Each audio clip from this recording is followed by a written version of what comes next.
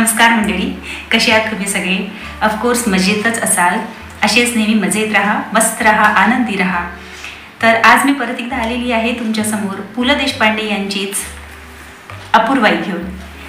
तर अपूर्वाई ही बेसिकली एक प्रवास वर्णन आहे, पण त्याला एकदम नुसतं प्रवास वर्णन म्हणजे प्रवास वर्णन म्हणणं खूप जास्त रुक्ष वाटेल.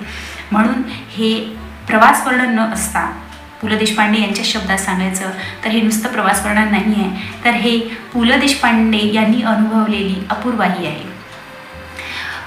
1960 किंवा कदाचित त्याच्याही आधी पु ल देशपांडे हे लंडनला गेले होते BBC काहीतरी अभ्यासक्रमासाठी. तेव्हाचं हे प्रवास वर्णन त्यांनी लिहिलेलं आहे. आपण एक मॉडर्न भाषेत ट्रॅव्हलॉग असं म्हणू शकतो. ट्रॅव्हलॉग तर असं हे ट्रॅव्हलॉग आहे. आणि ऑफकोर्स जसं अपेक्षित होतं तसंच हे बुक आहे. म्हणजे एकदम निखळ, एकदम हलकं फुलकं. आणि आतापर्यंत जितकेही प्रवास वर्णन तुम्ही लोकांनी वाचले असतील कदाचित, कारण मी तर अजूनही एकही प्रवास वर्णन वाचलेले नाही आहे, त्याच्यापैकी पु ल देशपांडे यांचे बुक्स वाचल्यानंतर मला स्क्रिप्ट लिहायची गरज वाटत नाही, कारण त्या इतक्या मनाला भावून जातात की मी नॉर्मली अगदी सहज त्यांच्याबद्दल बोलू शकते. तर कदाचित थोडंसं तुम्हाला बरडल्यासारखं वाटलं तर प्लीज मला थोडंसं माफ करा त्यासाठी. तर बेसिकली हे जे ट्रॅव्हलॉग आहे हे सुरुवात होते मुंबई मधून. त्यांचा प्रवास तिथून सुरू होतो. ते कागदपत्र, डॉक्युमेंटेशनचं काम हे सगळं. आणि त्याच्या तयारीपासनंची जी लिहिलेलं आहे ना ते खूप मजेशीर आहे. म्हणजे अगदी फॉरेनला जायचं आहे म्हटल्यावर मग त्या लोकांचं कसं रिस्पॉन्स असतो फॅमिलीचा, आणि मग त्याच्यानंतर काय काय तयाऱ्या कराव्या लागतात, कागदपत्र जमा करावे लागतात, डॉक्युमेंटेशन्स असते खूप सारं.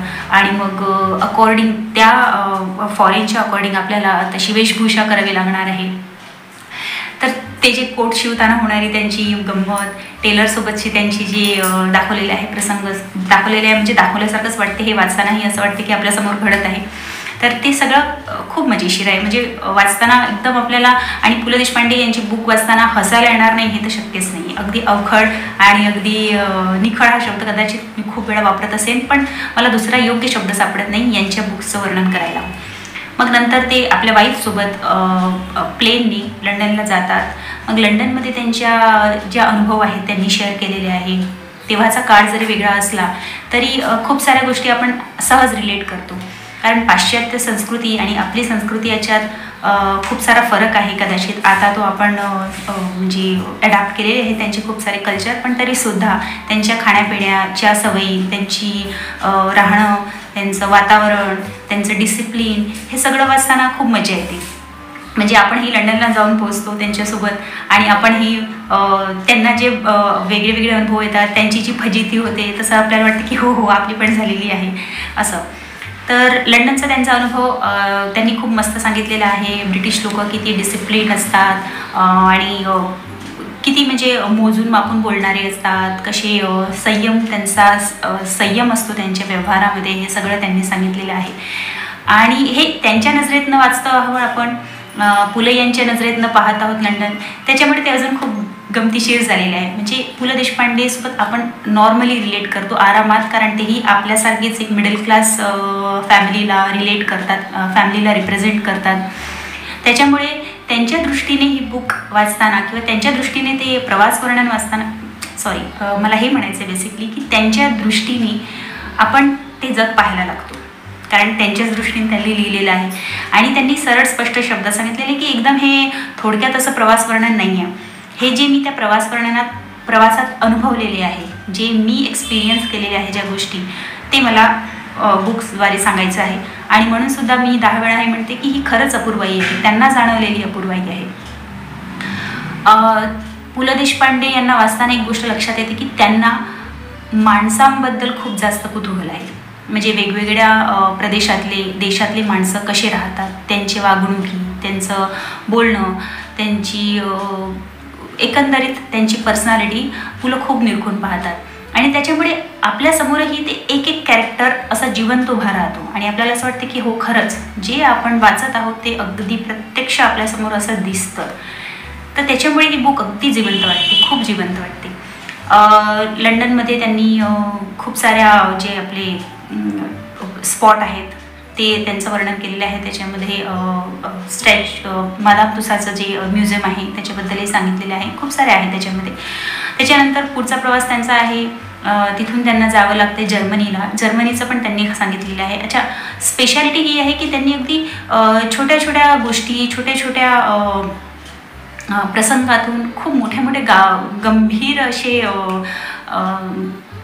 जीवनाची फिलॉसॉफी असते की नाही ती समजते आपल्याला, की म्हणजे हलकं फुलकं बोलता नाही, जीवनाचा जो गंभीर असा सार आहे तो कसा सांगायचा हे पुलं यांच्याकडून शिकायला पाहिजे. म्हणजे खूप बुक अशी कुठेच सिरियस होत नाही, कुठेच तुम्हाला बोर होत नाही, की असं नाही वाटत की ओ ही काय सायकोलॉजी सुरू झालेली आहे, असं कुठेच वाटत नाही. म्हणजे एकदम सिंपल गोष्टींमधून, सिंपल शब्दामधून त्यांनी हे सगळं व्यक्त केलेलं आहे.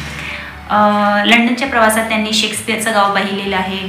शेक्सपिअरचे नाटकाबद्दल सांगितलेले आहे. लंडनमध्ये त्यांनी खूप सारी नाटकं पाहिली आहे, त्या नाटकांचं वर्णन आहे. खूप मजेशीर वाटतं ते वाचताना. त्याच्यानंतर ते जर्मनीला येतात, जर्मनीला काही दिवस मुक्काम करतात. त्याच्यानंतर ते फ्रान्सला जातात, म्हणजे पॅरिसला थांबतात. पॅरिसचं वर्णन त्यांनी केलेलं आहे आणि पॅरिसमधलं ते सगळं काही त्यांनी अगदी असं जिवंत केलेलं आहे. म्हणजे आपण प्रत्यक्ष त्यांच्यासोबत अगदी ट्रेनमध्ये बसून म्हणा किंवा बोटीमध्ये बसून म्हणा सगळा प्रवास करत आहोत आणि असं कुठेही जाणवत नाही की बोर होऊन राहिलं किंवा असं वाटत नाही की ही बुक केव्हा संपेल. म्हणजे 250 पेजेसची बुक आहे, पण इतकी जिवंत आणि इतकी सजीव बुक आहे की माझ्याकडे शब्द नाही आहे ते व्यक्त करण्याचे. आणि नंतर पॅरिसवरून त्यांना परत लंडनला यावं लागतं, कारण त्यांना परतीचा प्रवास बोटीने करायचा आहे भारतात परतताना. अच्छा, भारतात परतताना जे बोटीमध्ये ते बसलेले आहे आणि त्या बोटीमध्ये सुद्धा त्यांना 10-15 दिवस लागतात. म्हणजे बाय बोट त्यांना लंडनवरून इंडियाला यायचं आहे. तेव्हा तिथले जे लोक, तिथे जे त्यांना केबिन मिळते आणि तिथे ज्या गमती होतात, म्हणजे इतकं सूक्ष्म निरीक्षण आहे त्यांचं माणसांच्याबद्दल. आणि सिरियसली मलाही हे बुक वाचताना असं वाटलं की आपण ज्या स्थिर गोष्टी असतात, स्थिर असतात, जे कोणते किल्ले असू दे, स्मारक असू दे किंवा असे कोणते पर्यटन स्थळ असते, त्यांना आपण खूप ऑब्झर्व करतो. पण सगळ्यात जास्त ऑब्झर्व करणाऱ्या गोष्टींमध्ये काही जास्त असेल तर ते आहे एक व्यक्ती, माणसं, वेगवेगळ्या प्रदेशाची माणसं. म्हणून तर म्हणतात की प्रवास करा. प्रवासाने आपल्याला खूप साऱ्या गोष्टी शिकायला मिळतात आणि आयुष्यात प्रवासासारखी चांगली गोष्ट तर नाहीच राहू शकत. म्हणजे मलाही पर्सनली असं वाटते की मला जर संधी मिळाली तर खरंच मी पण असं देशोदेशी फिरेन. देशोदेशी काय, पण ॲटलिस्ट आपल्या भारत देशातही इतकी विविधता आहे ती बघायला मिळेल आणि वेगवेगळे लोक, त्यांचे कल्चर, त्यांचे खाणंपिणं, त्यांचं वातावरण, त्यांचं राहणं हे सगळं अनुभवता येईल. तर एकंदरीत बुक खूप मस्त आहे. परत एकदा हा शब्द वापरेन, निखळ आहे, मजेदार आहे आणि सगळ्यात महत्त्वाचं जिवंत बुक आहे, सजीव आहे. म्हणजे सगळे कॅरेक्टर, सगळे प्रसंग, म्हणजे आज हा 2024 चाललेला आहे आणि ही बुक जवळपास 1960 साली प्रकाशित झाली आहे. म्हणजे इतक्या वर्षानंतरही ही बुक तेवढीच जिवंत वाटते. त्यांचं ते लिखाण आहे आणि पु ल देशपांडे यांचं जे लिखाण आहे ते सिरियसली वाखाणण्याजोगं आहे. म्हणजे सिरियसली म्हणजे माझ्या तर ती तेवढी आपण म्हणजे ती मी लायकीच ठेवत नाही की पु ल देशपांडे यांच्या बुकचं रिव्ह्यू करायला पाहिजे. मी फक्त हे एक इतकं सुंदर बुक आहे हे तुम्ही वाचायला पाहिजे, माझी एवढीच किमान अपेक्षा आहे. कारण मी कोणत्याही बुकचं असं प्रॉपर रिव्ह्यू देण्यात, इतक्या मोठ्या साहित्यिकांचं रिव्ह्यू देण्यात आणि तेही मी माझ्याकडून सांगू की ही बुक अशी आहे तशी आहे की याच्यात काही त्रुटी आहेत, हे मला वाटतं की मी तेवढी लायक नाही आहे त्या गोष्टीसाठी. मला फक्त असंच वाटते की इतक्या सुंदर बुक्स या लोकांनी लिहिलेल्या आहेत आणि ही बुक वाचल्यानंतर पु ल देशपांडेबद्दल जो आदर आहे, जो प्रेम आहे एक वडीलधाऱ्या मंडळीसाठी असतो, तसा तो अजून वाढलेला आहे मला. आणि माझं भाग्य समजते मी की मला त्यांच्या या बुक्स वाचायला मिळून राहिल्या आणि अजून पुढे त्यांच्या अशाच सुंदर बुक्स मला वाचायला मिळू देत. तर माझी फक्त एवढीच किमान अपेक्षा आहे की तुम्ही ही इतकी सुंदर बुक्स जरूर वाचा. किमान फक्त 250 पेजेसची ही बुक आहे, तर मला नाही वाटत की खूप जास्त वेळ घेईल तुमचा. आणि वेळात वेळ काढून तुम्ही हा माझा व्हिडिओ बघितला त्याच्यासाठी तुमचं खूप धन्यवाद. मला अजून एक गोष्ट सांगायची होती. मी खूप नवीन आहे या प्लॅटफॉर्मवर, पण तरीसुद्धा माझा जो प्रिव्हियस व्हिडिओ आहे तो पु ल देशपांडे यांचाच होता. तो त्याला इतके व्ह्यूज मिळालेले आहे आणि इतका चांगला रिस्पॉन्स मिळत आहे त्याच्यासाठी तुम्हा सगळ्यांचे खूप जास्त आभार. म्हणजे मी अजून हा विचारही केला नव्हता की मला इतके व्ह्यूज मिळू शकतात. पण ठीक आहे, मी तुम्हाला रिक्वेस्टही करणार नाही की माझ्या चॅनलला सबस्क्राईब करा किंवा मला माझ्या चॅनलला शेअर करा, माझ्या व्हिडिओजला शेअर करा. तुम्ही जितका रिस्पॉन्स देत आहे तो माझ्यासाठी इनफ आहे आणि मी आपलं काम खूप एन्जॉय करते. आणि जर तुम्हाला माझ्या रिव्ह्यूजमध्ये काही त्रुटी वाटत असतील, काही तुम्हाला असं वाटत असेल की अजून काही करेक्शन्स असायला पाहिजे, तर तुम्ही प्लीज न संकोचता मला प्लीज सांगा की मी अजून काही काय करू आणि कोणत्या टाईपच्या बुक्स तुम्हाला वाचायला ऐकायला आवडतील किंवा कोणत्या टाईपच्या बुक्सबद्दल मी तुम्हाला माहिती देऊ. बस एवढीच अपेक्षा आहे तुमच्याकडनं. Thank you so much.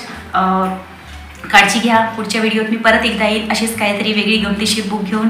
तोपर्यंत काळजी घ्या स्वतःची. That's it. Take care. Bye bye.